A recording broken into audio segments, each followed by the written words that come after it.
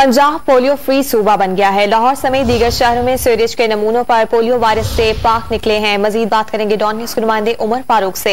उमर, हमें आगाह कीजिएगा, इस बड़ी कामयाबी से मुतालिक तफसीलात क्या है? जी, वज़ीर आला पंजाब उस्मान बुज़दार की ज़ेर सदारत आला सतह का इजलास हुआ, जिसमें महकमा सेहत प्रोग्राम ने जो ब्रीफिंग दी उसके मुताबिक ये सामने आया कि पंजाब जो है वो पोलियो फ्री हो चुका है। लाहौर समेत दीगर शहरों में सीवरेज वाटर के नमूने जो है वो पोलियो फ्री निकले हैं। सूबे का पोलियो फ्री होना हुकूमत पंजाब की बड़ी कामयाबी है, ऐसा कहना है उस्मान बुज़दार का। इसके साथ साथ उस्मान बुज़दार का कहना है कि पंजाब के पोलियो फ्री होने पर अल्लाह ताला का शुक्र बजा लाते हैं। पंजाब को पोलियो फ्री बनाने पर महकमा सेहत और इंसदादे पोलियो की टीमें जो है वो तहसीन के मुस्तहिक है। सूबे के पोलियो फ्री के होने के बावजूद पोलियो वैक्सीनेशन मुहिम जो है वो तसलसल के साथ जारी रहेगी। जी, बहुत शुक्रिया आपका तफसीलात के लिए उमर।